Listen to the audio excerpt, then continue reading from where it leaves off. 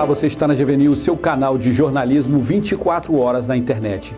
Entre os dias 1 e 4 de junho, o Espírito Santo vai sediar um encontro sobre panafricanismo. O encontro vai acontecer na Universidade Federal do Espírito Santo e no Museu Capixaba do Negro. Para conversar com a gente sobre o encontro, está aqui Inamilé Biagi. Ele é membro da Irmandade Ascari Bantu, que reúne africanos que moram no Espírito Santo. Senhor Inamilé, obrigado por sua presença aqui na GV News. Eu queria conversar com o senhor sobre esse encontro e que o senhor explicasse para os nossos telespectadores primeiro o que é panafricanismo, o que é, o que significa isso, e depois a gente conversa um pouquinho sobre o encontro em si. O que é panafricanismo, o que ele significa? Em primeiro lugar, agradeço em nome da Irmandade Ascari Bantu, pela essa oportunidade de eu poder estar aqui para a gente trocar algumas ideias, sobre essa questão muito interessante, Bom, o panafricanismo, que vem da ideia do pan, pan, que é de muitos, de juntar, Então, ele é uma ideologia que foi assim cunhada pela primeira vez, por um africano nascido em Trindade e Tobago, chamado Henry Sylvester Williams, Isso lá na década de 1800, por aí, 1830, Henry Sylvester Williams, ele assim via a grande necessidade, dos africanos, que foram sequestrados do continente africano, levados por um processo de escravidão para as Américas e para várias outras partes do mundo. Ele via a grande necessidade dessa massa de africanos se unirem, se reunirem unicamente numa ideologia, que seria assim uma ideologia pan-africana, uma ideologia libertadora, e queria assim a favor de África, a favor da liberdade dos povos pretos de todo mundo. E que, enfim, essa ideologia foi encarnada por vários outros intelectuais, também pretos, Aqui no Brasil, Abdias, Abdias Nascimento é um grande nome aqui, é um grande difusor do panafricanismo aqui no Brasil, exatamente. Mas na época ainda bem mais atrás, você tinha a era lá do Henry Williams, e depois você teve outro camarada africano nascido nos Estados Unidos chamado Dubois, que também assim foi um grande panafricanista, e que inclusive ele organizou o segundo encontro pan-africano em Londres, Isso foi depois da organização da primeira conferência internacional pan-africana pelo Henry Williams, E, enfim, o Dubois, ele teve uma grande influência aos líderes africanos também, que inclusive um dos líderes mais conhecidos assim foi o Kwame Nkrumah, o pai da nacionalidade Gana. Gana foi, no entanto, o primeiro país a se tornar independente, da colônia britânica na África. Enfim, e que foi propagando a questão do panafricanismo lá no continente africano, por vários outros países. O Kwame Nkrumah, sem sombra de dúvida, foi um grande difusor do panafricanismo lá no continente. Mas a ideia é unir os africanos, onde quer que eles estejam, para ter um pensamento único em defesa da África, em defesa dos ideais dos africanos? Sim, exatamente. O panafricanismo preza principalmente pela emancipação, em primeiro lugar, dos povos africanos, que até então estavam, na maioria deles, sob colonização europeia, E em segundo lugar, proclamava assim o direito à liberdade dos povos africanos decidirem os seus próprios destinos. Assim, eu falo o povo africano, não só o povo que estava confinado no continente, também aquele que foi expropriado, aquele que estava na diáspora africana, assim, e que, pela visão panafricanista, se constitui como um povo africano, um povo africano, no caso. Bom, no continente, a influência panafricana foi muito positiva. Por quê? Porque foi inspirando os ideais a favor de África. Quer dizer, a África passou a ser centro, o centro referencial e epistemológico para vários líderes, Kwame Nkrumah, Amílcar Cabral, Thomas Sankara. Eles passaram a basear-se nos ideais panafricanos da verdadeira libertação, a verdadeira emancipação de África, Queriam ver a África para os africanos, África livre do colonialismo, África livre do imperialismo. dizer, então, esse foi o movimento que deu o pontapé inicial para que a África se tornasse os vários países independentes que tem hoje. Exatamente. Porque antes eram colônias de vários outros países. Antes eram colônias de vários outros países. Então, Portugal, né, França, Inglaterra, quer dizer, então a África livre, ela tem esse pensamento pan-africano, quer dizer, como um povo africano que pode gerir seu próprio destino, independente de ter o interesse de uma potência estrangeira. Exatamente, exatamente.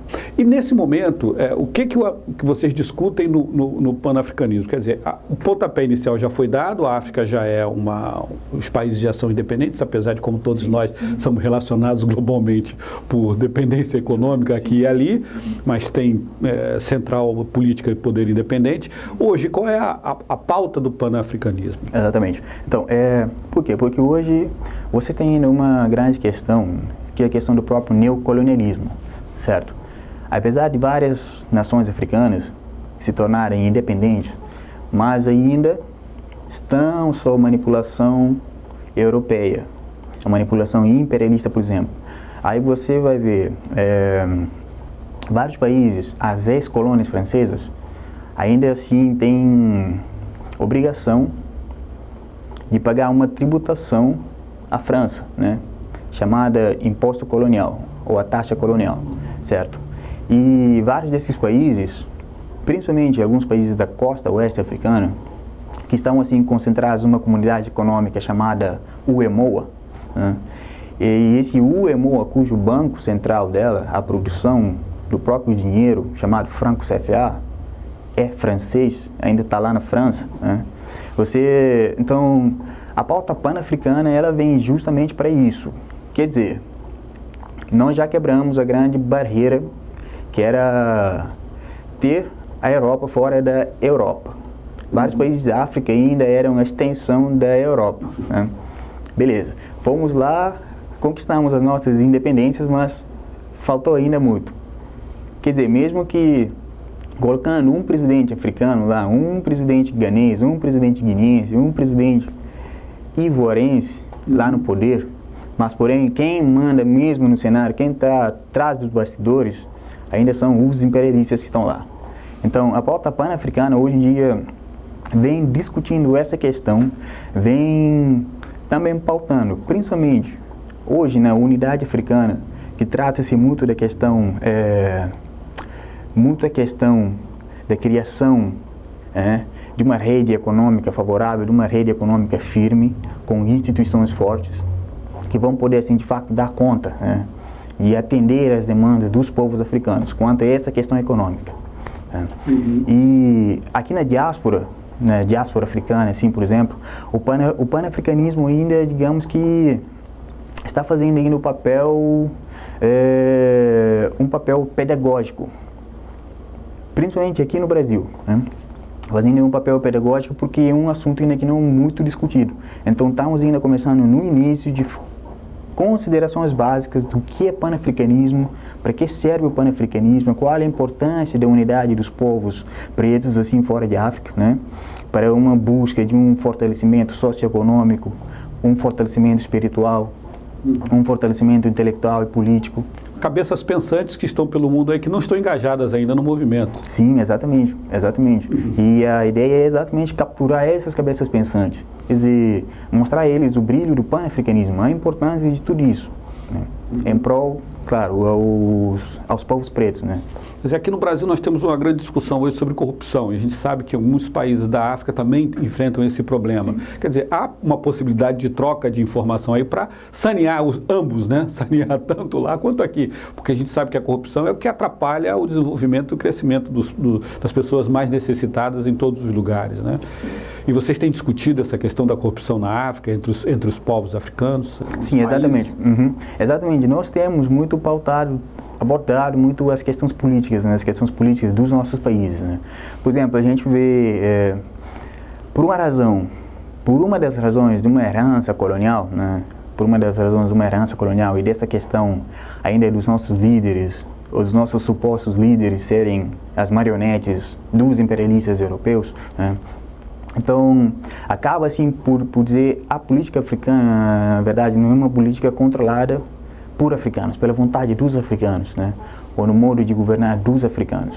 Então, por exemplo, aí você vai ver a questão, por exemplo, de muitos líderes lá na África estarem no poder há muito tempo. Tem vários líderes que estão no poder há mais de 30 anos, mas por que estão? Porque ainda estão obedecendo, estão cumprindo direitinho as regras lá, as vontades dos senhores imperialistas, certo?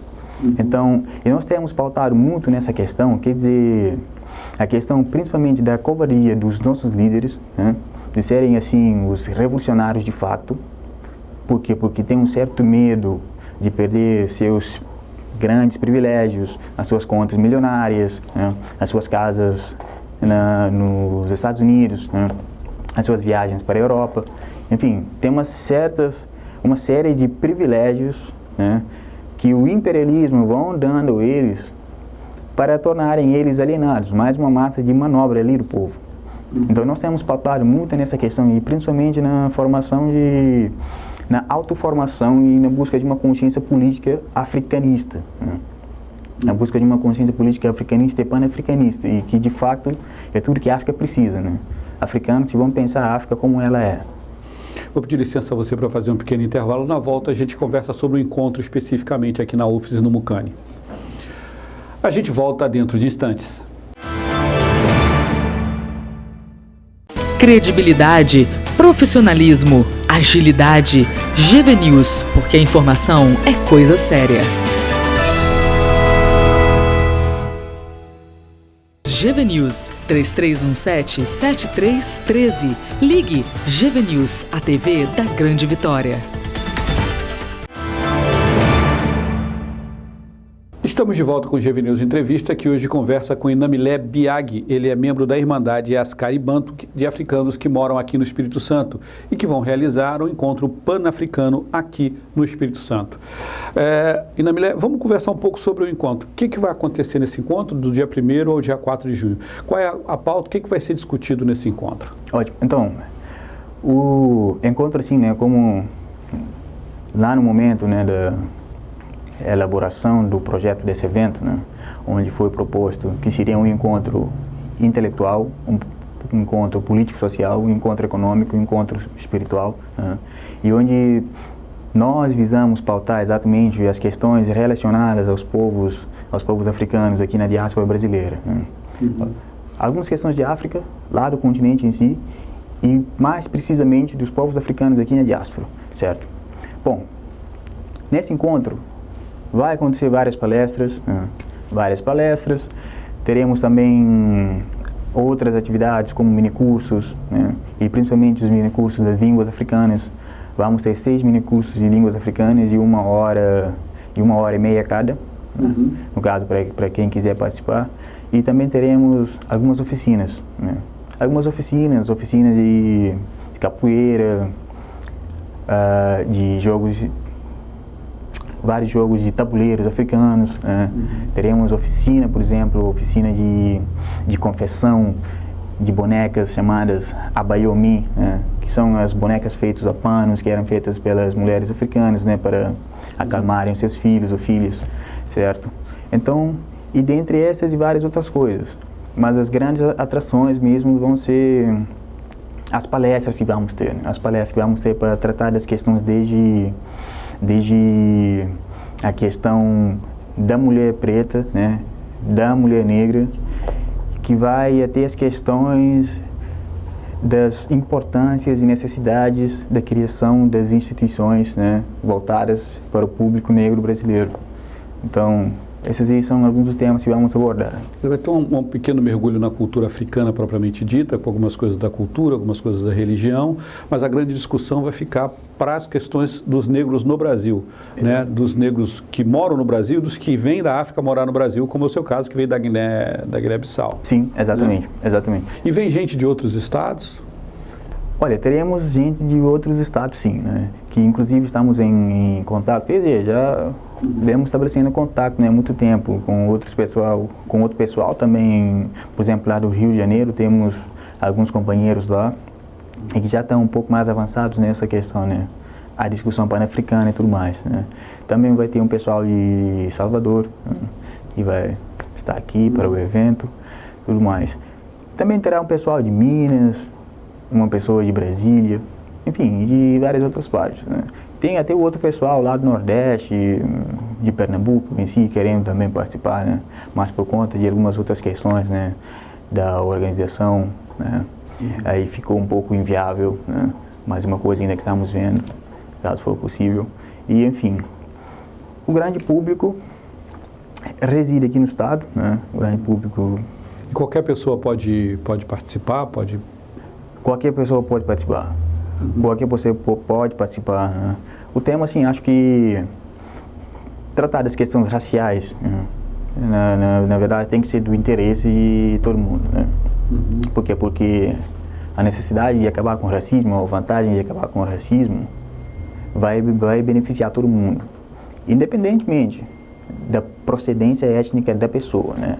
Um exemplo disso de acabarmos com o racismo ou a necessidade de dar valor à luta do movimento negro aqui no Brasil é que, por exemplo, você vai ver uma das várias conquistas do movimento negro, a questão das cotas sociais, por exemplo, e que hoje não só beneficia os negros em si, mas que também as pessoas brancas pobres, né?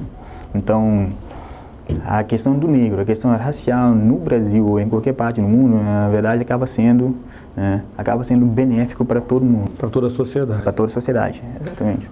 Ok, então as pessoas estão convidadas de 1º a 4 de junho, tanto na UFES quanto no Mucane. Vai ter essas questões aí sobre a questão da África, a questão do relacionamento com o Brasil, racismo, cultura, quer dizer, um mergulho na cultura africana e nas relações com o Brasil aí durante esses 1, 2, 3, 4 dias. 1, 2, 3, 4 dias, exatamente. E falando assim, dias 1 e 2, especificamente o evento vai decorrer lá na UFES, né? Na Universidade Federal. E no dia 3, na sexta-feira, que vai ser o último dia, né, dos círculos de palestras, seminários, aquela coisa toda, vamos levar o evento lá para Mucane, né? O evento vai decorrer lá com alguma série de outras atividades. E no dia 4, que vai ser no sábado, então vai ter assim uma confraternização, né, que estamos chamando confraternização das Áfricas, né? Justamente para dar essa ênfase, né, para as questões de África, como a África tem 6 regiões, sendo 5 no continente, e a 6ª, a diáspora africana, né? Estamos chamando isso das confraternizações de África, né? Onde teremos os públicos não só do continente, mas também daqui, né? Ok, então 1 e 2 na UFES, 3 no Mucane e 4 a confraternização de todo mundo que quiser participar e confraternizar, trocar informações com os vários africanos de vários países da África que moram aqui no Espírito Santo. Ok, obrigado por sua participação aqui. Eu que agradeço. Estamos abertos aí, qualquer informação que a Irmandade quiser passar aqui através da GV News, estamos à disposição para atender a vocês. Tá ok? Eu que agradeço. Ok, obrigado. Muito obrigado. Obrigado por assistir GV News Entrevista. A gente volta daqui a pouco com uma nova notícia. GV News, porque informação é coisa séria.